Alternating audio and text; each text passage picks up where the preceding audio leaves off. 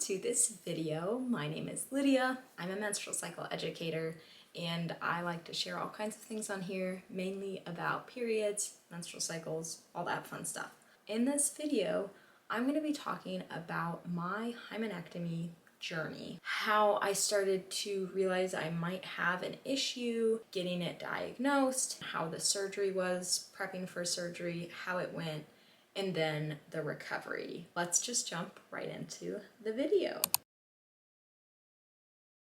So I'll start at the very beginning of this journey, roughly 2 years ago, when I was starting to think maybe there is an issue. With hymen abnormalities, you can either have a situation where you cannot get anything in there, you can't get a tampon in there or a menstrual cup or anything. But you can also have a situation where you can, it's just painful.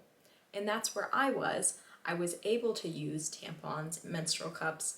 I just didn't unless I had to because it was very painful. The problem with this is that it's kind of normalized. People will just say, oh, you might be doing it wrong. Maybe you just need to get used to it. That's why I didn't suspect anything for such a long time. So that's part of the reason why I wanted to make this video, so that you know, no, that's not really normal. The situations where it would be normal to have pain is if you put the tampon in and it's not all the way in there.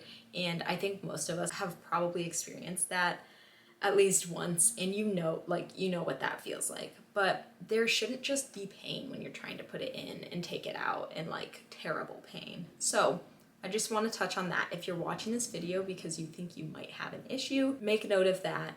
That is not exactly normal. I'm going to put a picture here of the different types of hymens. Mine was technically a septate hymen. It was just kind of over the middle, like a strip.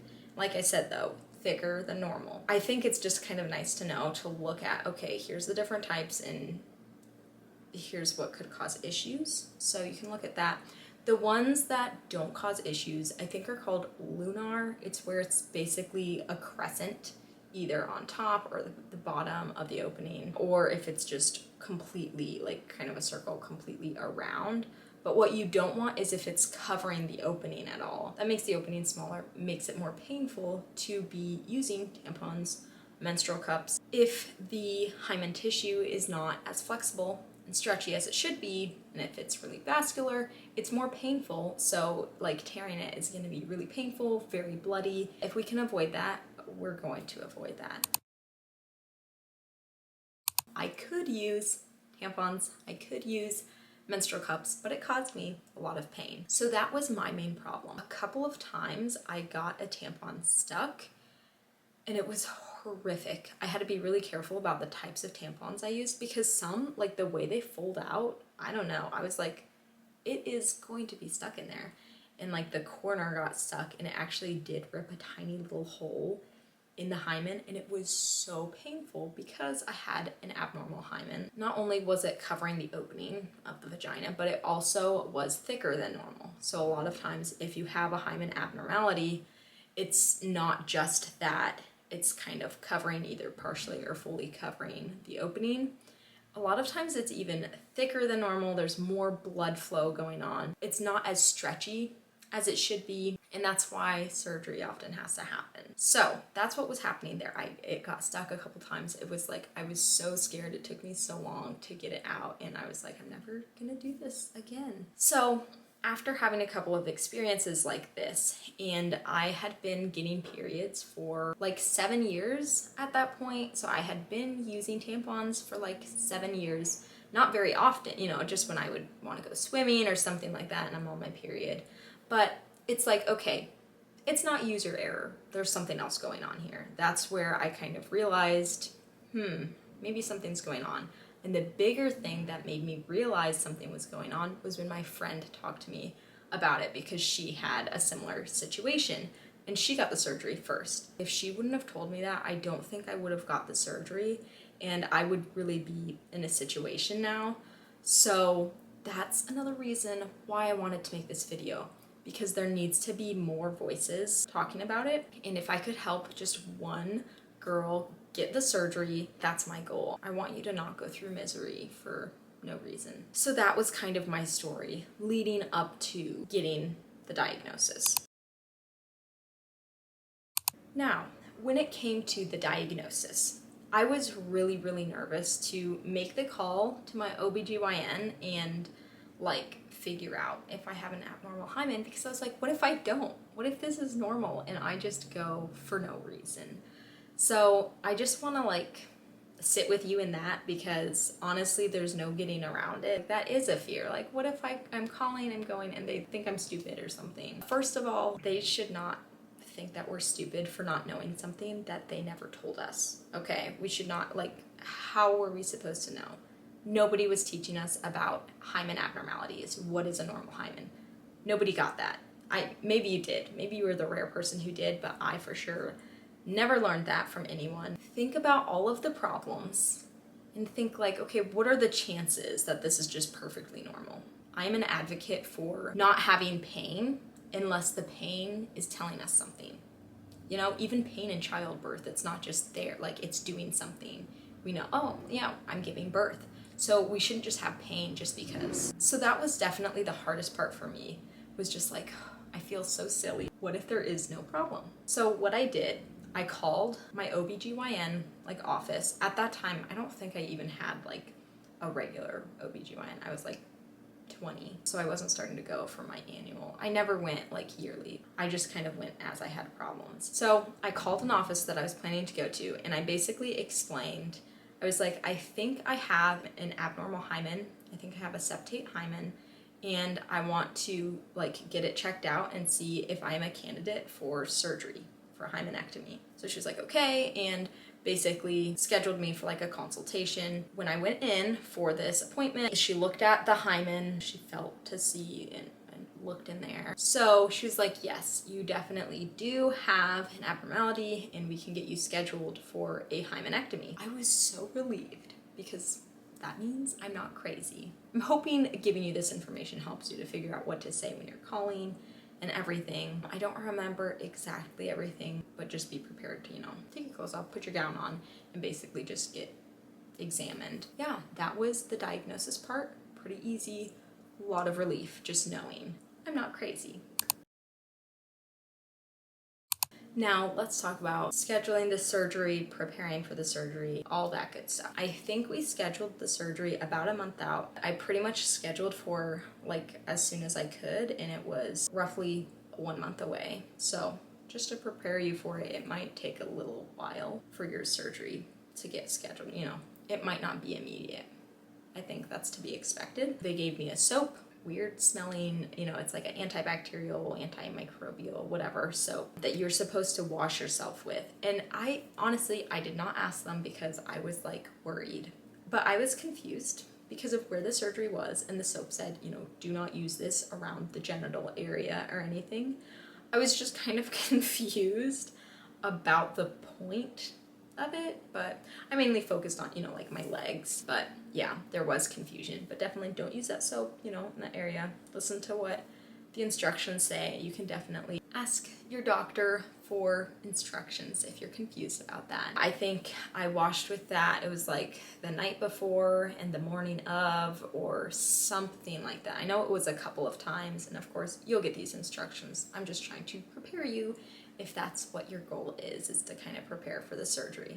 Day of the surgery, I just remember like waiting forever. It took forever, which that's just hospitals, I guess. I got my gown on, they drew blood. One thing that really worried me about my experience is when my OBGYN was talking to me about like the consultations and everything, she was concerned because I was getting married, was not sexually active prior to getting married, and like that's a big part of why I was getting this surgery done and wanting it done right away, because I didn't want any trauma, because I knew with my experience putting anything in there, I was like, I'm not gonna deal with that.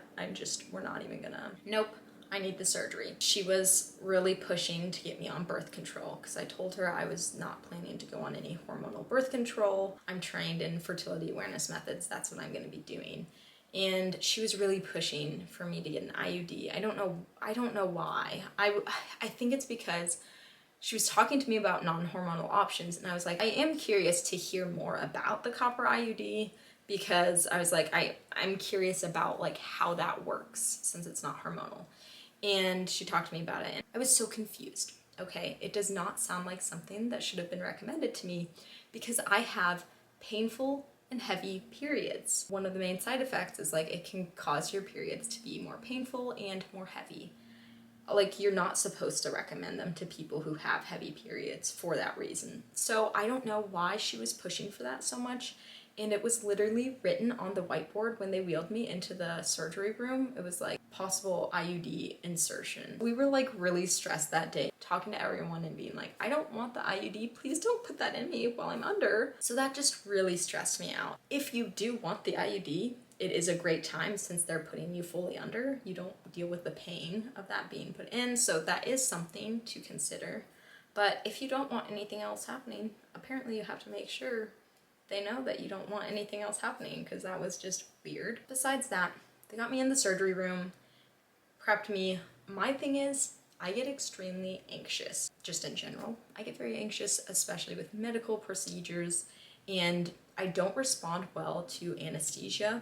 It makes me really like panicky. My heart rate increases. I'm pretty sure I have like a sensitivity to it, which kind of causes that reaction. Like it's not an allergic reaction, but there's some, some kind of sensitivity that my body does not like handle it the best.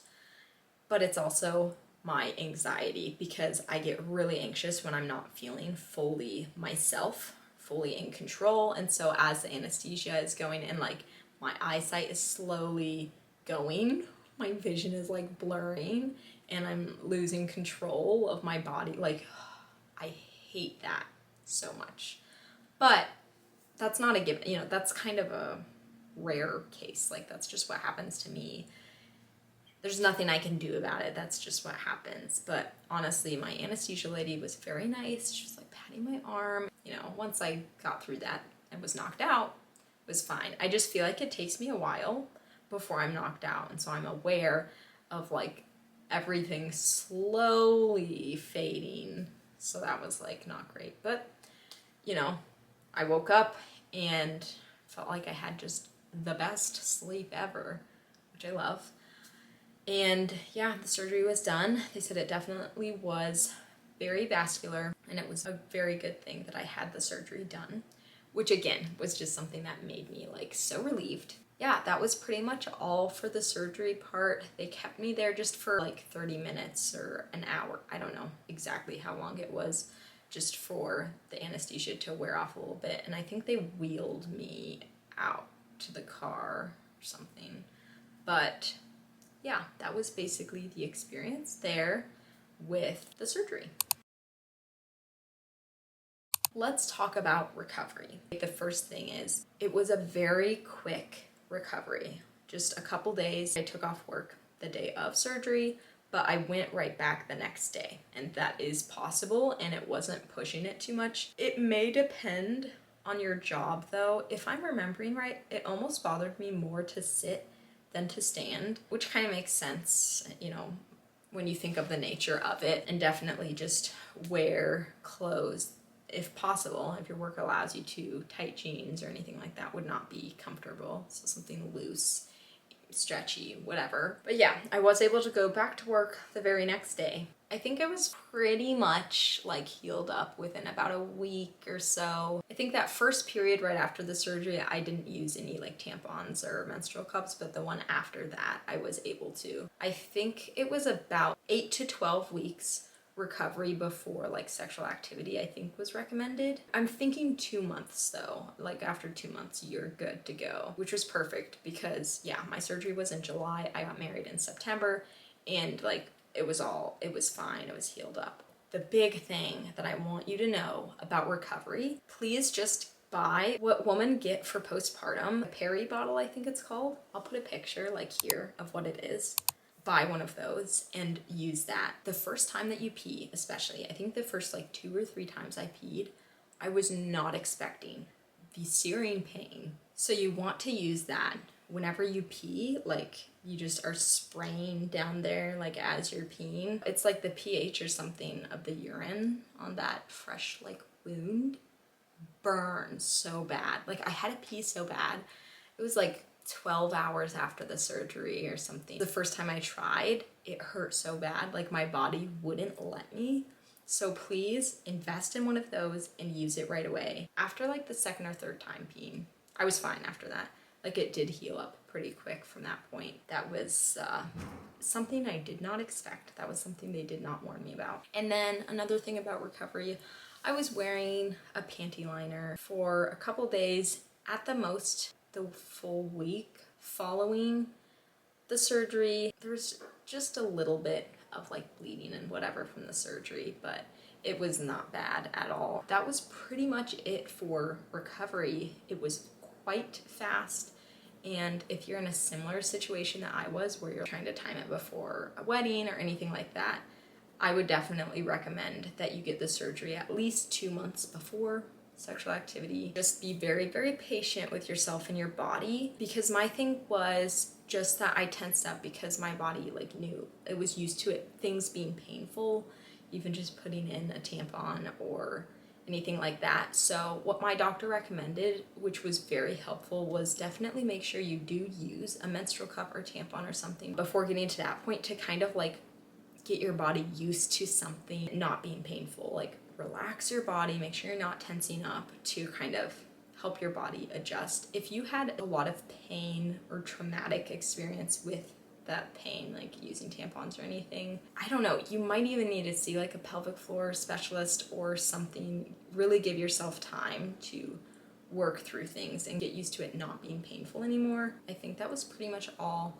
that I had that I wanted to talk about there. Thank you for watching this whole video about my hymenectomy story. I hope that this was really helpful for you. I'd love to hear from you in the comments if you've experienced this, or if you think you might have hymen abnormality or whatever. If you have any questions for me, definitely feel free to reach out here or on my Instagram, which is knowyourcycle_.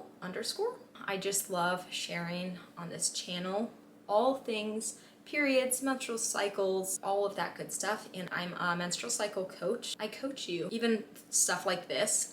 It's $35 for a one-on-one session, so I try to keep it very affordable, and you get email support and all of that. So I will have links for that. I'll have all kinds of links in the description of this video.